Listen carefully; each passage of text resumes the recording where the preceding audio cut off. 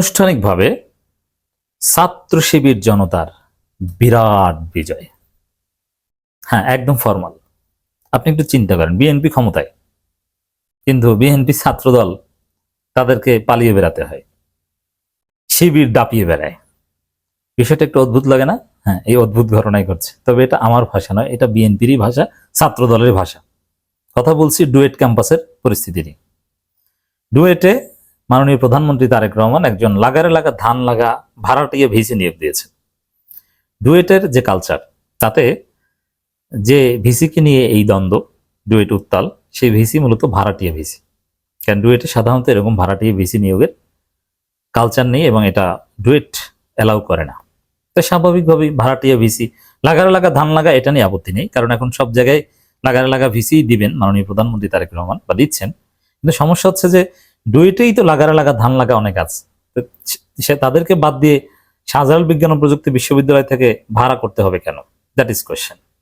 এই জন্য ডুয়েটে যারা বিএনপি আছে, ছাত্রদল আছে, তারাও অনেকে এটা পছন্দ করছে না। এখন এটা নিয়ে সাধারণ শিক্ষার্থীরা আন্দোলন করছে। এখানে শিবির, এটা কিন্তু ছাত্রদলের ভাষা, এটা আমার ভাষা না, রিপিট। আন্দোলন করছে সাধারণ শিক্ষার্থীরা। আর সাধারণ শিক্ষার্থী জনতাকে, যারা আন্দোলন সমর্থন করছে তারা জনতা, তাদেরকে গুপ্ত বা শিবির ট্যাগ দিচ্ছে ছাত্রদল বিএনপি। ঠিক আছে, আমি ছাত্রদল বিএনপির ভাষাটা এখানে মেনে নিয়ে আলোচনা করছি, জাস্ট এতটুকু, এর চেয়ে বেশি কিছু। কিন্তু আই রিপিট, যারা আন্দোলন করছে টুইটে, তারা সাধারণ শিক্ষার্থী। তারা কেউ এখানে শিবির ব্যানারে কোনো আন্দোলন হচ্ছে না। তবে সাধারণ শিক্ষার্থীদের আন্দোলনে শিবির সমর্থন থাকতে পারে, ইটস ভেরি সিম্পল। আর শিবির আন্দোলন করলেও ওখানে সমস্যার কিছু না। শিবির তো ভিসি বিরুদ্ধে আন্দোলন করতেই পারে, এটা তাদের রাইট, এবং বিভিন্ন জায়গায় তারা করবে, এটা একদম জরুরি, উচিত। বরং শিবির যদি ভিসি বিরোধী আন্দোলন বিভিন্ন জায়গায় না করে, আমরা সেটা নিয়ে প্রশ্ন তুলবো যে কেন তারা ভিসি বিরোধী আন্দোলন করছে না। তো দর্শক, আনুষ্ঠানিকভাবে শিবিরের বিজয়, এটা কিভাবে দেখেন? নয়া দিগন্ত চমৎকার একটা শিরোনাম করেছে, সাধারণ শিক্ষার্থীদের নিয়ন্ত্রণে ডুয়েট ক্যাম্পাস। আর ওই সাধারণ শিক্ষার্থীদেরকেই ছাত্রদল বলে যে এরা শিবির, গুপ্ত। আমি ছাত্রদলের ভাষাটা ব্যবহার করছি। তাহলে কি দাঁড়ালো? নয়া দিগন্তর যে খবর, সাধারণ শিক্ষার্থীদের নিয়ন্ত্রণে ডুয়েট ক্যাম্পাস, এর অর্থ দাঁড়ায়, ছাত্রদল যদি এটা অনুবাদ করে তাহলে এর অর্থ দাঁড়ায় শিবিরের নিয়ন্ত্রণে ডুয়েট ক্যাম্পাস। আর ছাত্রদল কি? ছাত্রদল ক্যাম্পাসের আশেপাশে আসে, ভিতরে তেমন একটা যেতে পারে না, দূরে বসে তাদের সংবাদ সম্মেলন করতে হয়। আর ক্যাম্পাসের ভিতরে দাপিয়ে বেড়ায় তাদের ভাষায় শিবির বা সাধারণ শিক্ষার্থীরা। কেমন লাগে? বিএনপি ক্ষমতায় আর ছাত্রদল ক্যাম্পাসে ঢুকতে পারে না, দূরে বসে সংবাদ সম্মেলন করে। আর সাধারণ শিক্ষার্থীরা বা তাদের ভাষায় শিবির, তারা ক্যাম্পাস দখলে রাখে। এমনকি তারেক রহমানের নিয়োগকৃত লাগারে লাগা ধান লাগা ভিসি, তিনি দায়িত্ব নিতে ক্যাম্পাসে ঢুকতে পারেন না। তিনি দায়িত্ব নিয়েছেন ইউএনও অফিসে বসে, যেটা একটা লজ্জাজনক অধ্যায়, প্রথম কথা। দ্বিতীয় কথা হচ্ছে, তিনি দায়িত্ব নিয়ে ক্যাম্পাসে ঢুকতে পারছেন না, এবং পুরো ক্যাম্পাস ব্লকেট করা হয়েছে, কমপ্লিট শাটডাউন, অনেকটা এরকম। শুরুতে যে ভিসির বিরুদ্ধে এভাবে আন্দোলন হয়, সেই ভিসি ক্যাম্পাসে ঢুকবেন এবং দায়িত্ব নেবেন, ইটস ইম্পসিবল। এবং শিক্ষার্থীদের রক্তের উপর দাঁড়িয়ে এটা করতে হবে যদি তারা করে থাকে। তাহলে কি দাঁড়ালো? তাহলে at the end of the day দাঁড়ালো যে শিবিরের সাথে পুরো বিএনপি ছাত্রদল মিলে পারছে না, নাকানি চুবানি কাছে ধরা খাচ্ছে। তা ক্ষমতাসীন দলের এই দুরবস্থা দেখে আমরা লজ্জিত। কারণ উল্টাপাল্টা কাজ কেন করতে হলো?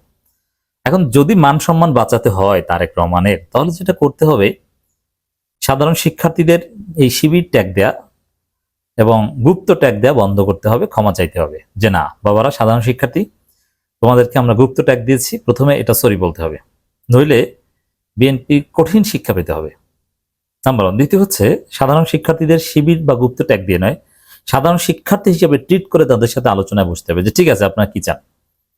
তারপরে আলোচনার ভিত্তিতে সুন্দর সমাধান করতে হবে। আর সমাধান কি? ঠিক আছে, লাগারে লাগা ধান লাগা পার্টি, মানে বিএনপির ভিসি নিয়োগ দেখ, কিন্তু ডুয়েট থেকে দেখ, বহিরাগত নয়।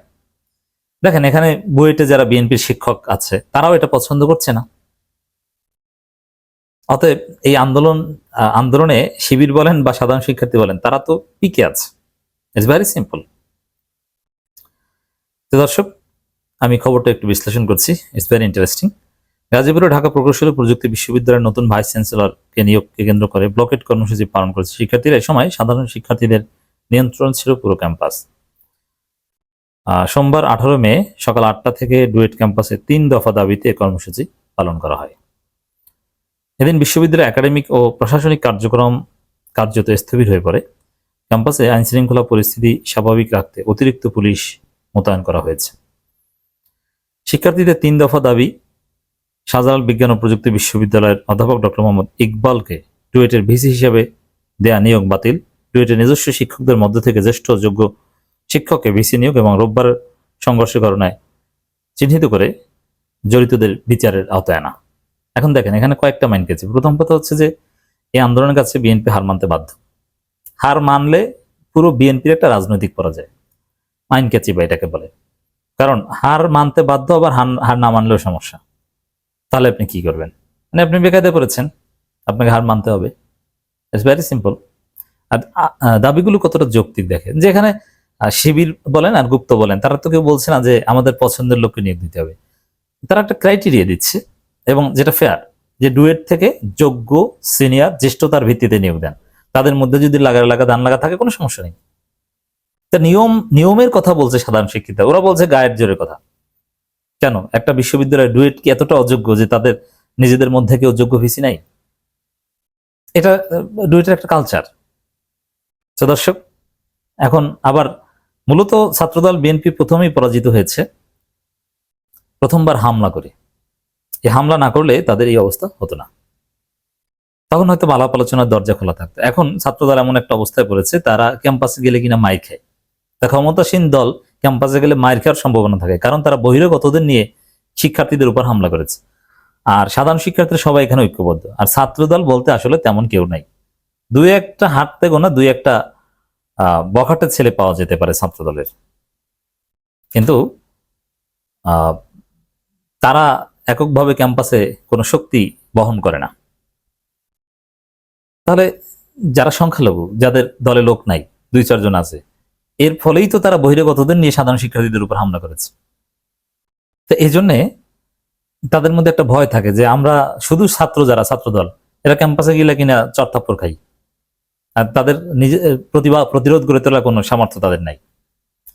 তো দর্শক, এইভাবে বিএনপি পুরো ছাত্র সমাজকে নিজেদের প্রতিপক্ষ বানাচ্ছে। কারণ পুরো ছাত্র সমাজকে শিবির বলছে, ছাত্র সমাজকে নিজেদের প্রতিপক্ষ বানাচ্ছে। It's very dangerous, it's very alarming.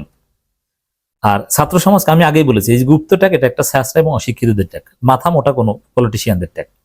এই গুপ্ত ট্যাগ বিএনপিকে ডোবাচ্ছে। দেখেন এখন কিভাবে নাকানে চুবানি খাচ্ছে, কি পরিস্থিতি পড়েছে। সাধারণ শিক্ষার্থীদের গুপ্ত বলে এখন ক্যাম্পাসে যেতে পারছে না ছাত্রদল, এবং গেলে মাইর খাওয়ার সম্ভাবনা, এবং অনিবার্য, কিছু করতে পারবে না। পুলিশ দিয়ে সব পরিস্থিতি নিয়ন্ত্রণ করবে, ইটস ইম্পসিবল। নিশ্চিত পরাজয়ের মুখে বিএনপি।